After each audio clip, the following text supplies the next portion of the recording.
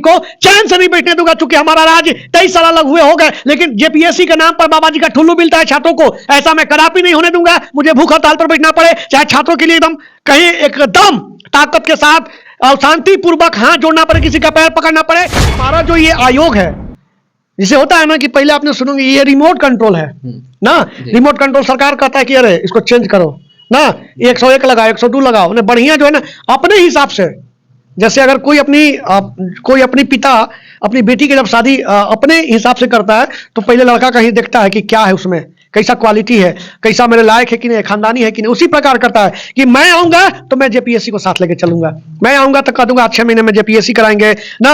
अब आप मैंने हर 6 महीने पे जेपीएससी कराएंगे, झूठा मुठा जो भी है, ले देखिए एक ही बात है। बैकलॉग जेपीएससी के एडमिट कार्ड जारी होने के बाद विद्यार्थियों में जो है सो जेपीएससी के विद्यार्थियों में एक अलग तरह का माहौल है, और ऐसे में हमारे साथ सत्यनारायण शुक्ला जी बातचीत करने के लिए है। जेपीएससी का तमाम अपडेट के बारे में आज हम लोग परिचर्चा करेंगे। सबसे पहले शुक्ला जी आपका स्वागत है। बहुत बहुत धन्यवाद सर। जो छात्र अब तक इस चैनल से नहीं जुड़े हैं जेपीएससी के स्टूडेंट, प्लीज जुड़ जाइएगा, मेरा एक रिक्वेस्ट है। चलिए शुक्ला जी, बहुत धन्यवाद आपका। शुक्ला जी, मेरा प्रथम प्रश्न आपसे ये है कि जेपीएससी में वर्तमान में क्या कुछ अपडेट है अभी?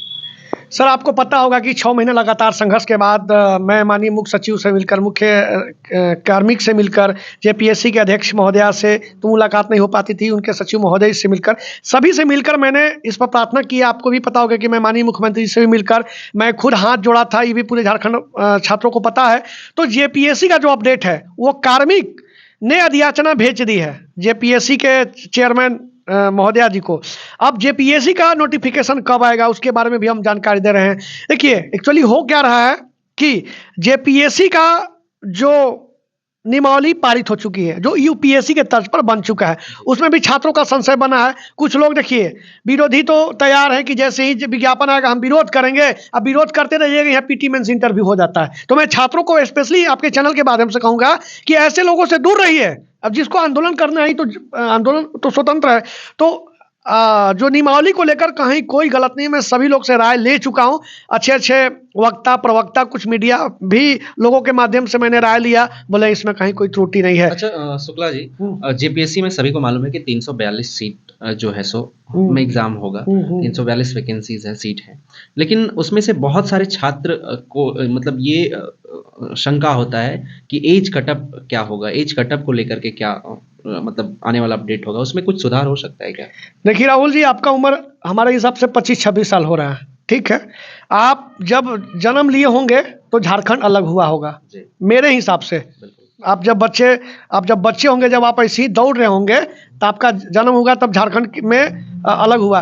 अब बताइए 23 साल आपका 26 साल हो गया, 25 साल हो गया। तो मेरा जन्म बिहार राज्य में ही हुआ था। नहीं, वो बिहार राज्य में हुआ था। मैं आपसे ये आपका एक एग्जाम्पल लिया बच्चों के तौर पर कि 23 साल में मात्र 7 एग्जाम हुआ, तो बाकी जो 16 साल बचे, जो बचाओ तो बच्चे छात्र मतलब परेशान है। तो मेरा तो देखिए, हम लगातार एज कटअप को लेकर, एज कटअप 2017 रखने की मांग को लेकर मैंने आज फिर गया था, लेकिन जेपीएससी का अध्यक्ष सचिव आज नहीं थे, क्योंकि आज शनिवार था, ठीक है ना। तो आज शनिवार वो लोग छुट्टी मना रहे थे, छात्र यहाँ नोटिफिकेशन की तैयारी कर रहे हैं। तो मेरा आग्रह है इस चैनल के माध्यम से, मैं माननीय मुख्यमंत्री जी को, सभी मंत्रिमंडल जी को, सारे बड़े पदाधिकारी को मैं हाथ जोड़ के प्रार्थना करता हूं कि आप एज कटअप को लेकर, ये बहुत ही गंभीर मुद्दा है, क्योंकि आप एज कटअप 2017 रखिएगा तो छात्रों का न्याय मिलेगा। दूसरी चीज कि 342 सीट जो आया है, उसमें और भी सीटों की संख्या बढ़ने की कुछ संभावनाएं हैं।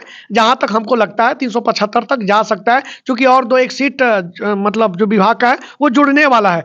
तीसरा चीज कि एज कटअप को लेकर बैकलॉग की जो एडमिट कार्ड आई है, वो बैकलॉग के लिए पहले मैं एक बार जेपीएससी सचिव सर को मिला था, तो वो खुद पेन से राइट डाउन किए थे, और जब हम लोग मिल के आए उसके शाम को ही ये मतलब दे दिया था परीक्षा का डेट।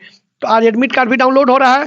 तो जेपीएससी को लेकर कुछ संशय बना हुआ है, आपके अंदर कुछ प्रश्न है तो आपसे पूछ सकते हैं। एक बहुत ही गंभीर प्रश्न मैं आपसे पूछना चाहता हूँ। झारखंड अलग हुए 23 वर्ष हो गया, और 23 वर्षों में मात्र 7 बार जेपीएससी का आयोजन होता है, 7 बार जेपीएससी का एग्जाम होता है, और ऐसे में हमारा पड़ोसी राज्य आप बिहार ले लें या अन्य राज्य ले लें, अलग अलग जगह में कई मतलब बीपीएससी हो गया, कई तरह का मतलब जो एग्जाम है वो हो गया, कंडक्ट हो जाता है, लेकिन झारखंड ऐसा राज्य है जहाँ पे मात्र 7 बार एग्जाम होता है, झारखंड अलग होने के बाद बिहार से। ये इसमें से सबसे बड़ा मतलब गलती, सबसे बड़ा फॉल्ट किनसे मानते हैं जिम्मेदार आप? मैं आपका प्रश्न का जवाब थोड़ा देरी से दूंगा, क्योंकि कुछ प्रश्न हमारे छूट गए थे।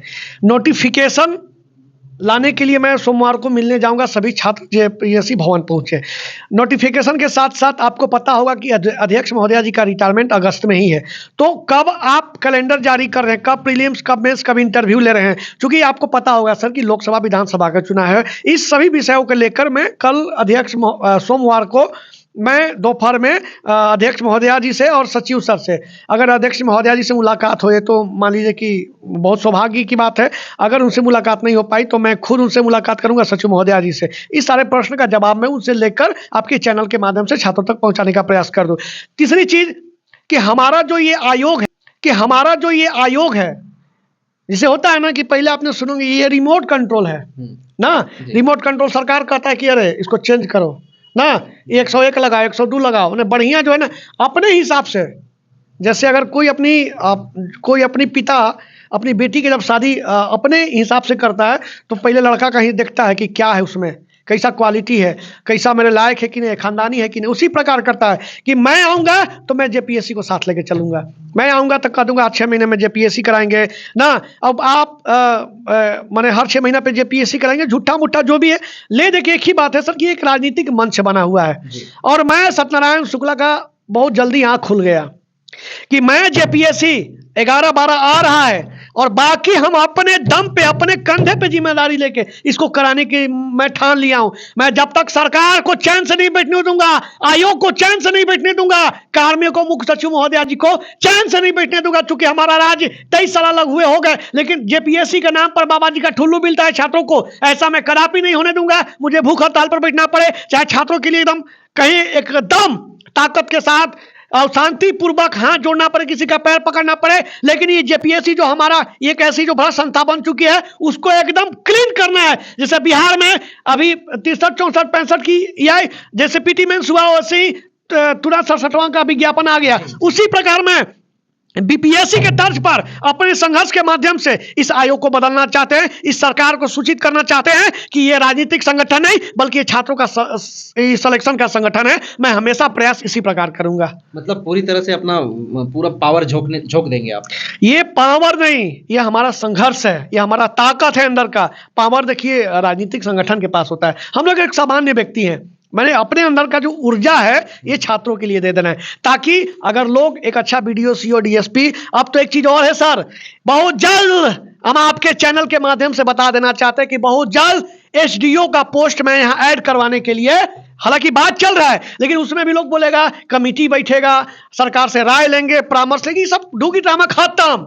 हम एक ही बात जानते हैं कि करो या मरो, हमको करना है। अगर इस जेपीएससी में अगर एसडीओ का पोस्ट ऐड नहीं होगा, अगले जेपीएससी में 110% ये मेरी गारंटी है कि मैं एसडीओ का पोस्ट ऐड कराऊंगा। एसडीओ का जो पोस्ट होता है जो बीडीओ सीओ बनने के बाद 15 साल के बाद होता है, लेकिन इसमें कितना मैं सरकार को लगातार दबाव बनाऊंगा, क्योंकि मैं ठान लिया हूं कि पलामू से सतुआ बांध के आएंगे, लेकिन जेपीएससी के लिए खिलाफ हम लड़ेंगे, चाहे मैं सड़क पर रहूं चाहे सदन में रहूं।